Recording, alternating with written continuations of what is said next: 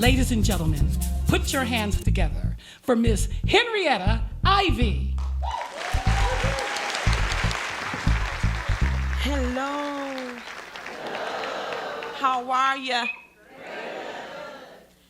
May 16th, 2016. It is the SEIU National Convention. And we're down at the beautiful Cobo Hall in downtown Detroit. It is laid out. We got music and we got food and we got entertainment, and it's just grand. So I'm sitting there with a couple of other home care workers, and we're laughing and chopping it up. And I look off into the distance, and I see a guy coming. He's coming really fast, and he had a clipboard in his hand. He's smiling.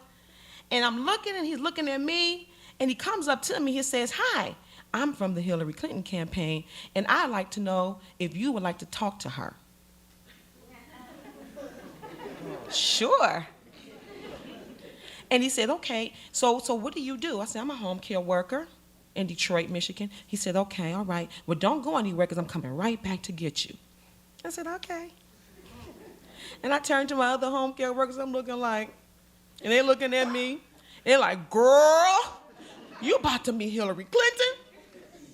And I'm like, "Whoa, I'm about to meet Hillary Clinton." Ooh. And I started doing my little circle dance. "I'm about to meet Hillary Clinton. I'm about to meet Hillary Clinton." And I was just like, yeah.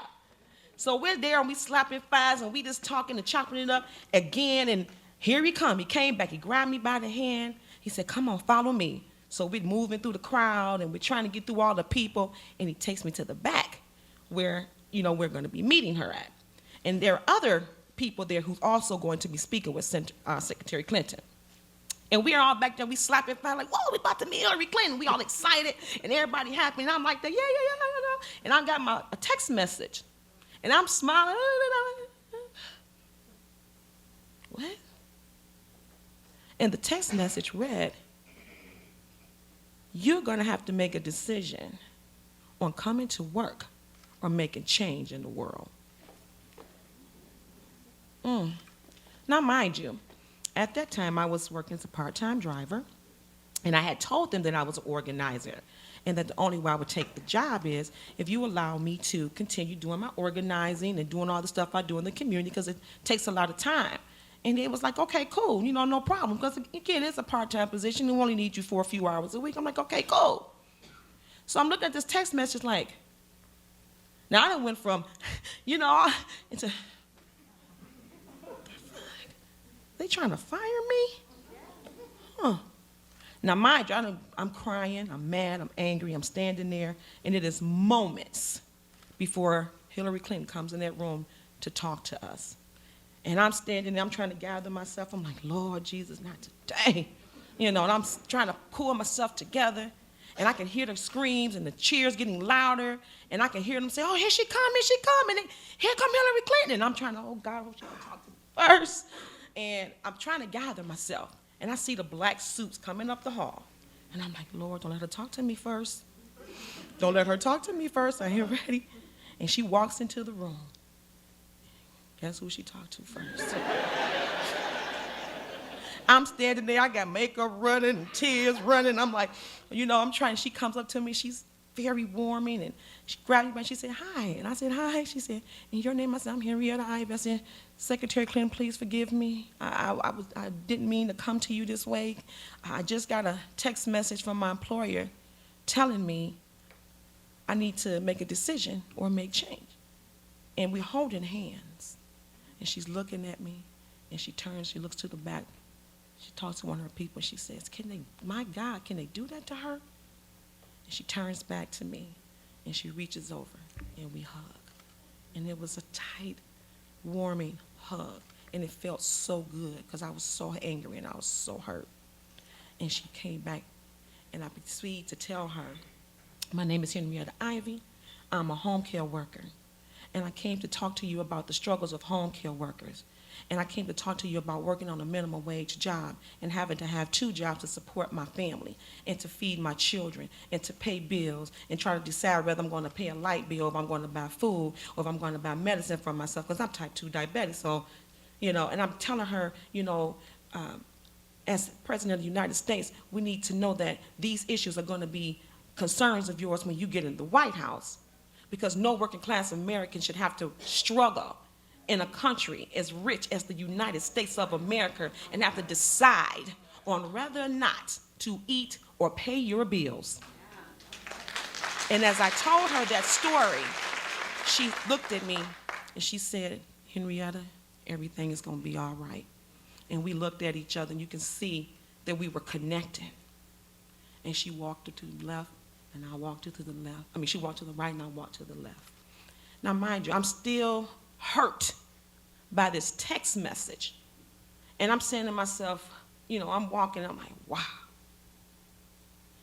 You know, but I was happy because I was able to compose myself long enough to get that message out to her, because that's what I intended to do. Didn't let it stop me. So I'm walking down the hall, and I'm thinking to myself, make a decision. And I did. And to say, I made the decision to make change.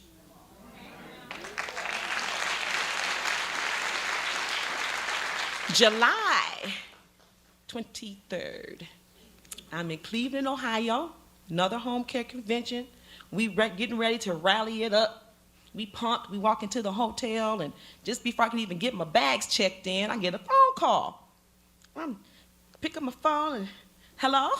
And they say, hi, Henrietta. I said, hi. This is Jordan from the Hillary Clinton campaign. How are you? Hi, Jordan, I'm fine. How are you?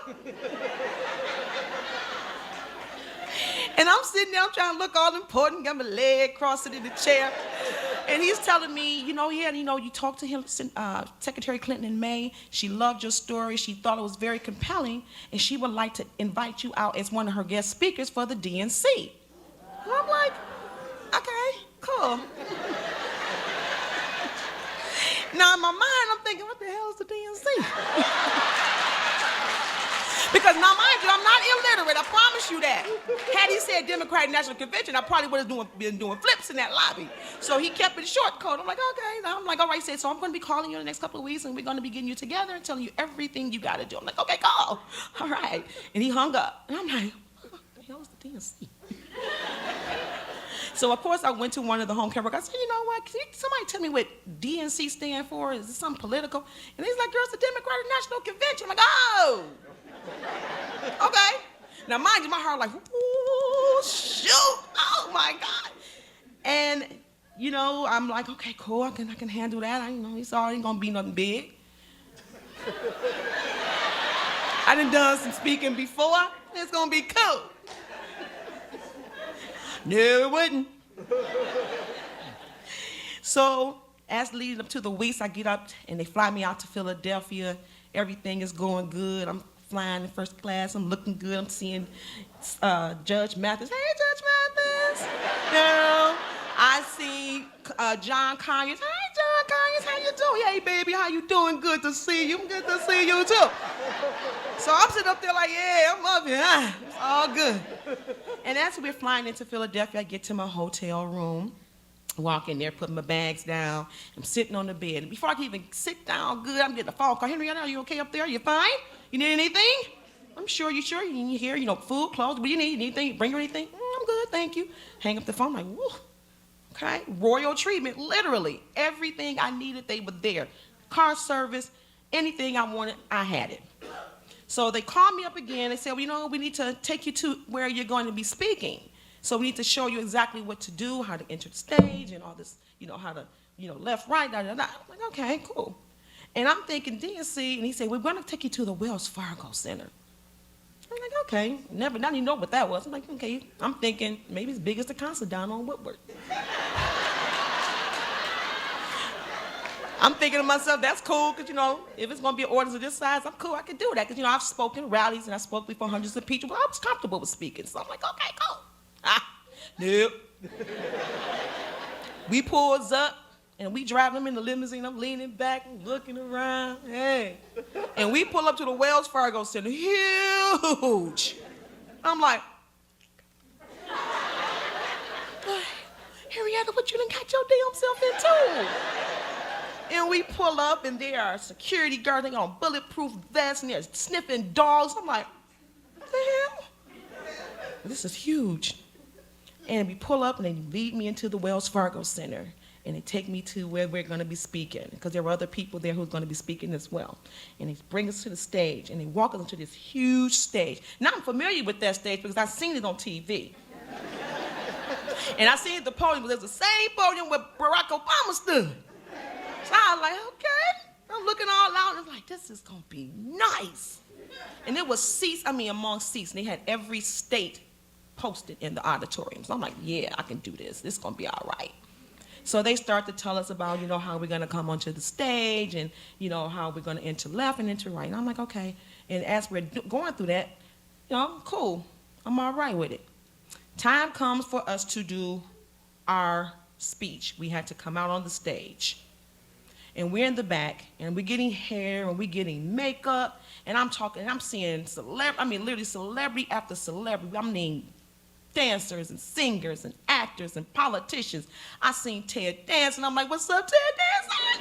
He's like, hey, Henrietta Ivey. We sitting back there with Elizabeth Warren, and she's back there conversating with us just like we regular folks. And we just talking, and we taking pictures and stuff. We hugging like we best friend, girlfriend, like we about to go have lunch. It was amazing. So the time come, hair and makeup done, they line us up to go out on the stage to tell our story. And the cameraman is really witty. He's talking about, you guys going to do fine? He's jumping around, and he's full of energy. And I'm like, okay. And as he's talking, I'm getting all like, okay, relax. He's going, 5, 4, 3, 2, go. And I'm like,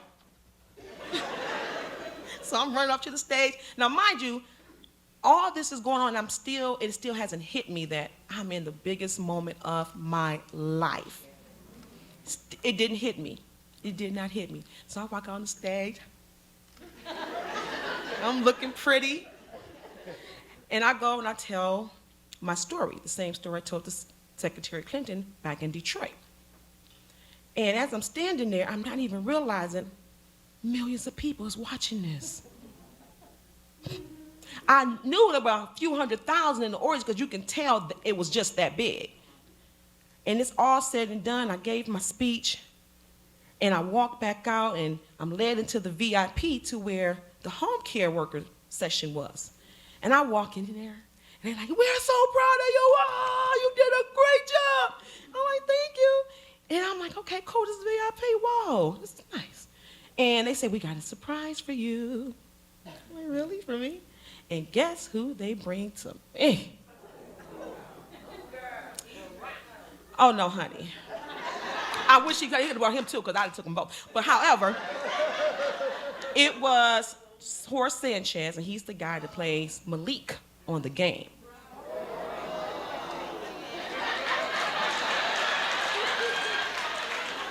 He comes up to me, hi, Henrietta. I'm like, I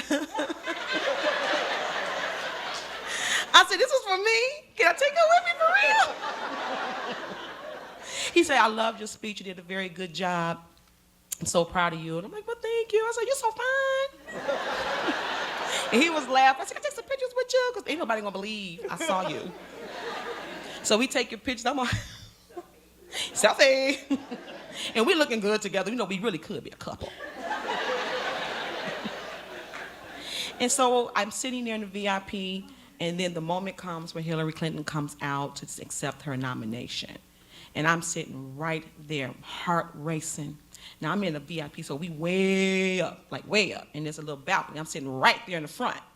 And I'm excited. I almost fell over, literally, because I was just like, oh my God, here she comes. The balloons are dropping, and we just screaming, ah! It was amazing. I will never forget it for the rest of my life.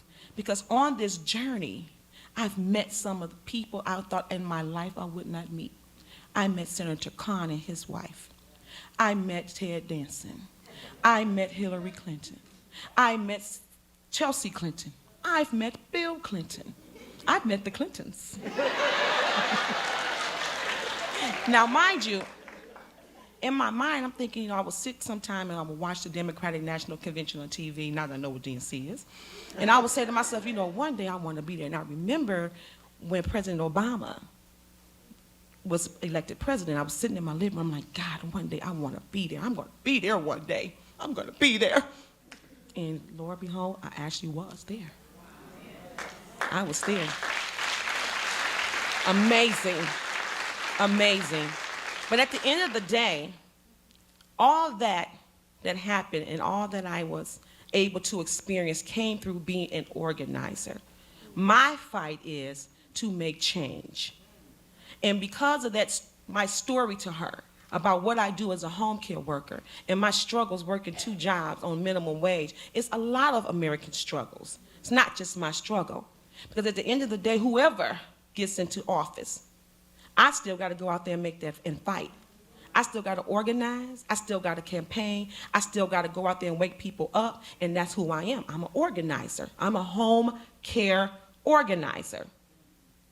And at the end of the day, every one of us sitting in this audience should understand the importance of voting. And that's what I was trying to convey. And that's what got me to the Democratic National Convention. And that's what made me make the decision that, Henrietta, you got a big job to do. Henrietta Ivey, Detroit, Michigan, is running for city council next year.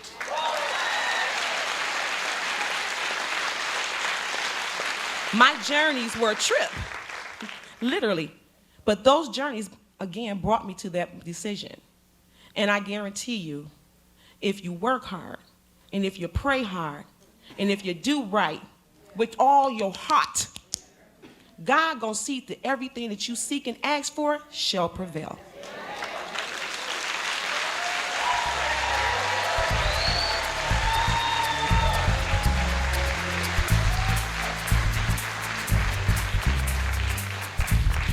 Henrietta Ivey. I didn't know she was running for city council. You heard it first here at the Secret Society of Twisted Stories.